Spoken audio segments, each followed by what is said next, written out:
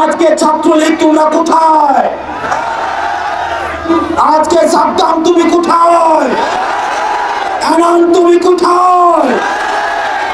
যারা বিরোধী মত প্রকাশ করে তাদেরকে শিবির বানিয়ে অবহেলে নির্যাতন করে কিভাবে থানায় তুলে দেওয়া হতো। আমার এই বামপাশে অনেকেই আছে তারা বিরোধী মতের ছিল, হয়তো সরকারের সাথে আপোষ করে নাই, হয়তো সরকারের সাথে সহমত জানায় নাই। যখনই দেখা গিয়েছে তারা সরকারের চক্রিক বিরোধিতা হয়েছে, তখন তাদেরকে শিবির প্লেন দিয়ে, ছাত্রদের প্লেন দিয়ে পশুর মতো নির্যাতন করে তাদেরকে শাহবাগে এসে তুলে দিয়ে যেত।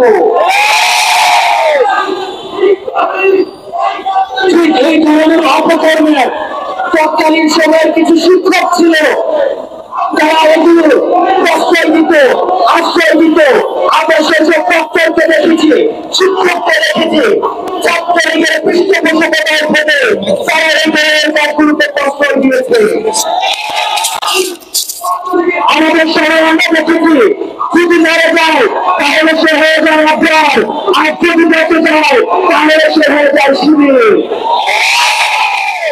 আজকের হয়তো আমরা দেখেছি আফগানের জন্য মঞ্চ করেছে আমাদের প্রবাসীতে, সে মানুষের মঞ্চ ঘুরিয়ে দিয়ে প্রতিবাদী শক্তির লাভের বানিয়ে ছাত্রলীগ তাদের নির্যাতনের খরচ আবার পুনঃ আসিতে করেছিল।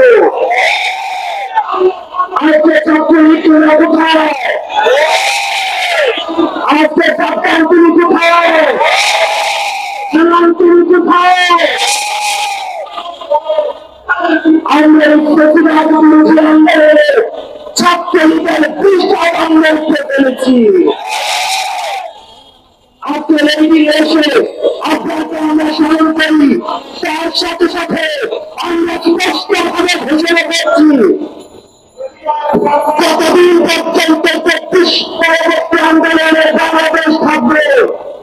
যারা প্রতিবাদকে প্রশ্রয় দিয়েছে, যারা প্রতিবাদের সাথে ছিল, যারা প্রতিবাদের লাভের বাহিনী হিসেবে কাজ করেছে, তাদের পুনর্বাসন এই বাংলাদেশের অর্থনীতি হবে না।